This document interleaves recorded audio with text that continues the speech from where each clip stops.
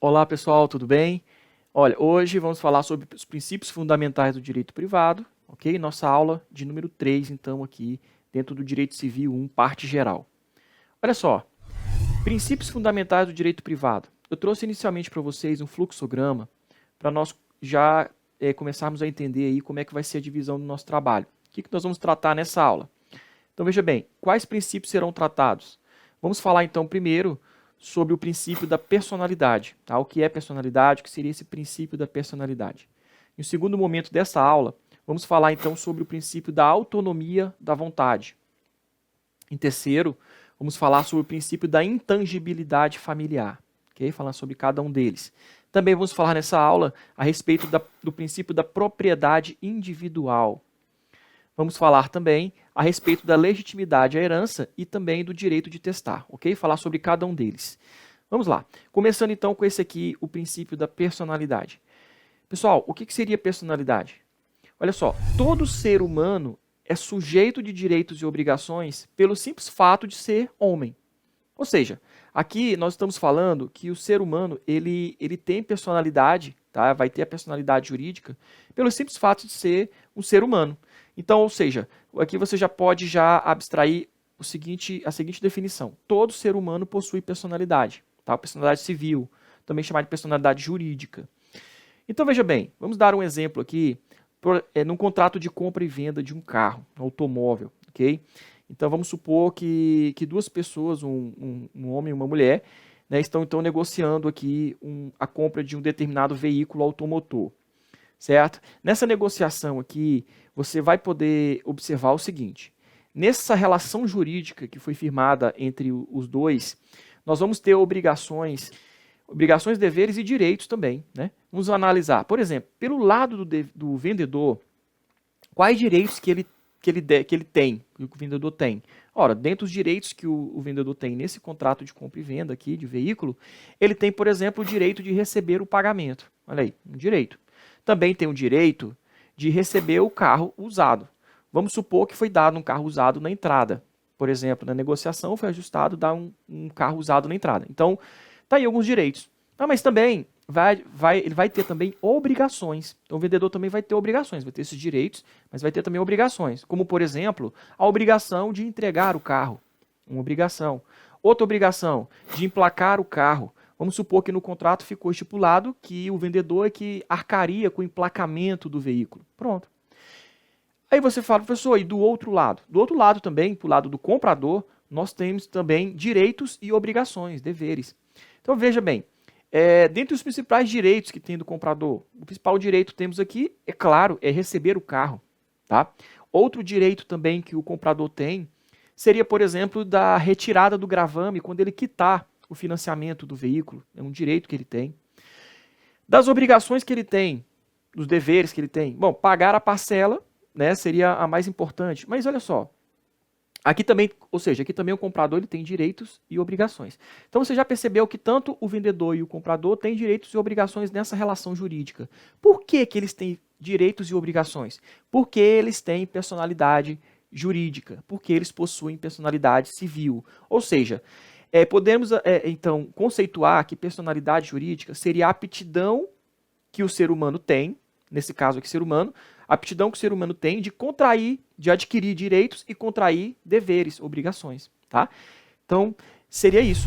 Ou seja, a aptidão que o ser humano tem de adquirir direitos e contrair obrigações, de contrair deveres. Ok? Aí está então a definição do princípio da personalidade. Ou seja, então basta ser, qualquer ser humano possui.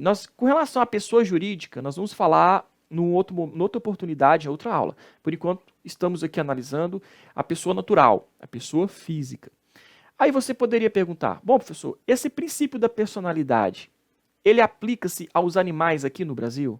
Olha só, para responder isso para vocês, eu vou trazer para vocês um julgado que teve, tá? Um julgado do STJ, que foi um julgado muito polêmico agora em 2011, em que o STJ foi então provocado, o Superior Tribunal de Justiça foi provocado para manifestar-se acerca da possibilidade de chimpanzés, de dois chimpanzés, poderem ser então pacientes de um habeas corpus. Ou seja, a possibilidade deles serem beneficiados de um habeas corpus. Isso porque o depositário desses animais, ele entendia que os animais não poderiam ser soltos na natureza. Só que o IBAMA, ele queria que os animais fossem soltos, tá? Porque eles entendiam que o depositário não tinha condições para estar cuidando daqueles 2 chimpanzés. Só que aí, então, esse depositário, ele ingressou com um habeas corpus, dizendo que se os animais fossem soltos na floresta, eles iriam morrer. Tá? Então, os chimpanzés se chamavam Lili e Meg, de 4 e 3 anos. O Rubens Forte, né, que aparece agora aqui na imagem, então ele é o depositário desses 2 chimpanzés. Ele ingressou com esse habeas corpus, pedindo então que fosse concedido o habeas corpus para esses animais, no sentido de que eles não fossem soltos na natureza, porque como eles haviam sido criados em cativeiro, eles então não iriam sobreviver. O julgado foi no seguinte sentido. Ao julgar o caso, o relator, então, ministro Castro Meira, disse incabível, inaplicável, incabível a impetração de habeas corpus em favor de qualquer animal. Ok? Ou seja, a fundamentação dele foi de que habeas corpus apenas é admitido, a concessão dessa ordem, né, apenas para seres humanos. Ou seja, esse remédio constitucional ele é apenas para os seres humanos. Não poderia, então, ter esse paciente do habeas corpus um animal. Okay? E lá na fundamentação, né, do Rubens Forte, através dos seus advogados, ele diz que os chimpanzés possuem 99,99% do DNA, né, bem semelhante ao do ser humano. Mas 99,99 não é 100%. Então, ou seja, os chimpanzés não são seres humanos. E por mais que a carga genética dele se aproxime do ser humano, não é isso que iria autorizar, então, a concessão do habeas corpus para esses chimpanzés. E o relator, ele se baseou em algo muito simples, que está lá na Constituição Federal. Olha o que diz lá a Constituição Federal a respeito desse assunto. Ele diz assim, inciso 68, conceder-se-á habeas corpus sempre que alguém sofrer ou se achar ameaçado de sofrer violência ou coação em sua liberdade de locomoção, por ilegalidade ou abuso de poder. Aí você fala, poxa, pessoa, mas aonde aqui, nesse inciso da Constituição Federal, está dizendo que o habeas corpus é um remédio constitucional que é cabível apenas para os seres humanos? Onde está previsto isso aqui? Ora, observe essa palavrinha aqui, ó, alguém. Esse alguém, será que ele está restringido à pessoa humana ou ele está também abrangendo os animais? É claro que ele está falando então só dos seres humanos, ok? Aqui você também consegue já verificar o seguinte, uma outra questão. Os animais aqui no Brasil não possuem personalidade jurídica, eles não possuem personalidade civil, eles não podem ser pacientes, por exemplo, de habeas corpus. Okay? Não pode ser, então, beneficiados do habeas corpus, porque eles não possuem personalidade jurídica, não possuem personalidade civil. São bens, tá? Os animais são bens, tá? Bens móveis, aí você tem lá os semoventes, né? Vamos falar sobre isso ainda. Então são apenas semoventes, são bens, mas não são pessoas humanas, por isso não tem personalidade jurídica aqui no nosso ordenamento civil, tá? No nosso ordenamento jurídico. Porque se você observar, tá? Fizer, por exemplo, analisar essa questão do princípio da personalidade jurídica, da personalidade civil, se você observar isso, fizer um estudo do direito comparado com outras legislações de outros países, né? Você vai observar o seguinte, nos Estados Unidos da América, por exemplo, existe a possibilidade de direito sucessório a animais. Em alguns estados dos Estados Unidos é possível, então, animal ter direito sucessório, ou seja, é possível o animal lá ser herdeiro. Ora, então, lá está se conferindo, então, a personalidade jurídica, personalidade civil a um animal. Inclusive, teve uma notícia muito polêmica que saiu, não muito recente, mas saiu uma notícia de que uma cadela ganhou uma herança milionária nos Estados Unidos, tá? No testamento, então, Leona Helms deixou 24 milhões de reais para o cão maltês Trouble. Craig e Megan, 2 de seus netos, ficaram, inclusive, sem nada. E enquanto essa cadelinha, né, a Trouble, ela ficou, esse cão maltês, ela ficou, então, com 24 milhões, ok? Foi deixado em testamento para, então, esse animal. Tá aí a foto da Leona Helms e da cadelinha maltês aí, Trouble. Ok? Então perceba, mas isso nós estamos falando aqui nos Estados Unidos. E aqui no Brasil? É possível você deixar um testamento para um cachorro? Não. Aqui no Brasil, no nosso ordenamento jurídico, não tem como o cachorro ser herdeiro. Ah, professor, já estava pensando aqui em deixar uma herança para o meu papagaio. Não tem como. Ok? Aqui no nosso ordenamento jurídico, o animal não possui personalidade jurídica. Okay? Só vai possuir personalidade jurídica, personalidade civil, as pessoas humanas, tá? E também as pessoas jurídicas, vamos falar em outro momento. Mas por enquanto, vamos analisar aqui em referência ao ser humano e os animais. Então, os seres humanos possuem personalidade pelo simples fato de um ser humano. Então, então, por ser humano, as pessoas podem, então, adquirir direito e contrair obrigações, contrair deveres. Já os animais não, tá? Não podem possuir, então, personalidade. Tranquilo?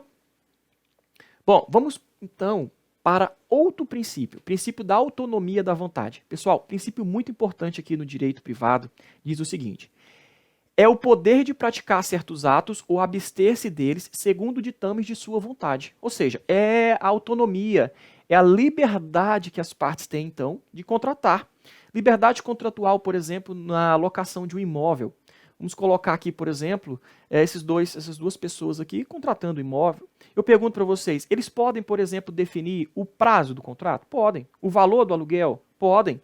Tá? O objeto, se vai ser entregue pintado e vai ser devolvido pintado, se quem fica a cargo do pagamento do IPTU, qual é o índice que será aplicado no reajuste desse contrato de locação? Observe que as partes têm a liberdade de firmar esse contrato, isso em decorrência do princípio da autonomia da vontade.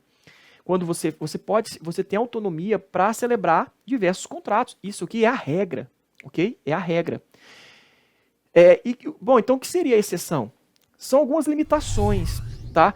O dirigismo contratual posto pelo Estado limita o direito dos mais fortes e confere direitos aos mais fracos, reequilibrando a relação jurídica. É porque em determinadas situações acontece que não existe um equilíbrio entre as partes. Então vem o Estado e dá mais direitos para o menos favorecido, para que se busque então a isonomia, para que se busque a igualdade. Isso acontece, por exemplo, no direito do consumidor, em que são conferidos direitos ao consumidor por ser a parte mais hipossuficiente, por ser a parte mais vulnerável na relação de consumo. Então o Estado vem e confere mais direitos para ele, como por exemplo a inversão do ônus da prova. Bom, o que mais? Temos aqui, então, também outro princípio, o princípio da intangibilidade familiar. Ou seja, reconhece a importância do núcleo familiar para o desenvolvimento humano. Olha só, o Estado reconhece que a família ela é importante para o desenvolvimento humano, ela é importante para a sociedade.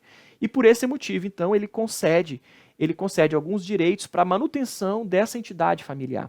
Nós temos, por exemplo, lá na Constituição Federal, nos artigos 226 e 227, ele assegura a proteção da unidade da família, no sentido de que ele possibilita a remoção do servidor público dentro das hipóteses elencadas na lei.